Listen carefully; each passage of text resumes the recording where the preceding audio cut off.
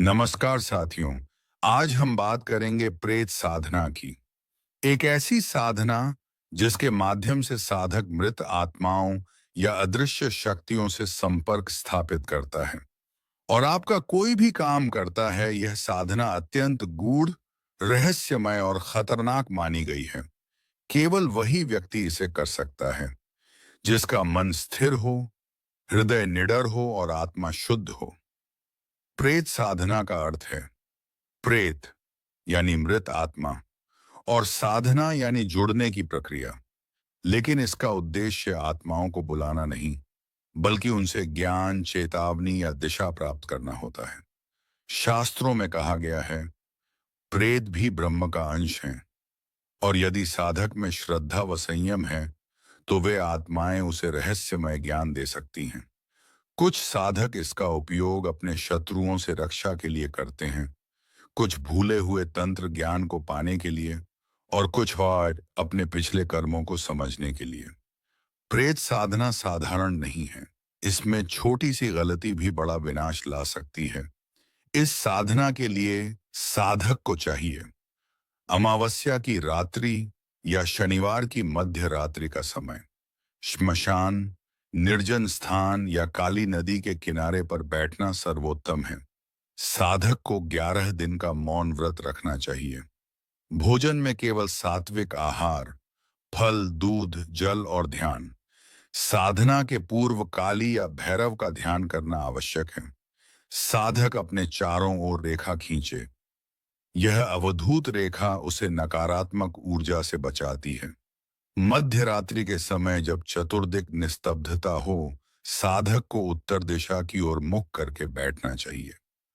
अपने सामने एक दीपक जलाना है जिसमें सरसों का तेल और एक काले तिल का दाना डाला गया हो। फिर अपने दाहिने हाथ में रुद्राक्ष या भैरव माला लेकर यह मंत्र जप करना है। मंत्र है, आयरी एवं प्रेतात्मने नमः स्वाहा। 108 बार जप करें। इसके बाद साधक शांत ध्यान में बैठ जाए। कुछ ही क्षणों में वातावरण बदलने लगता है। हवा भारी हो जाती है, दीपक की लौ कांपने लगती है और एक अदृश्य उपस्थिति का अनुभव होने लगता है। यदि साधक का मन दृढ़ है तो उसे संकेत मिलेगा, कभी झिलमिलाती छाया, कभी ध्वनि, कभी हल्की गंध के रूप में। परंतु यदि भय आया तो साधना उसी क्षण समाप्त हो जाती है। जो साधक इस साधना को सिद्ध कर लेता है वह आत्मिक स्तर पर अत्यंत शक्तिशाली बन जाता है। कहा गया है, प्रेत सिद्ध साधक को मृत आत्माओं की आहट सुनाई देती है। वह भविष्य की घटनाओं का आभास कर सकता है और काले तंत्रों के प्रभाव से स्वयं को सुरक्षित रख सकता है। परंतु चेतावनी, इस शक्ति का दुरुपयोग करने वाला साधक धीरे धीरे अपने ही कर्मों में फंस जाता है। प्रेत शक्ति सेवा चाहती है, है नियंत्रण नहीं। साधना समाप्त होने के बाद साधक को अपने चारों ओर गोमूत्र या गंगा जल का छिड़काव करना चाहिए। फिर भैरव या काली माता के चरणों में दीप दान कर क्षमा याचना करनी चाहिए। हे देवी, यदि साधना में कोई भूल हुई हो तो मुझे क्षमा करें।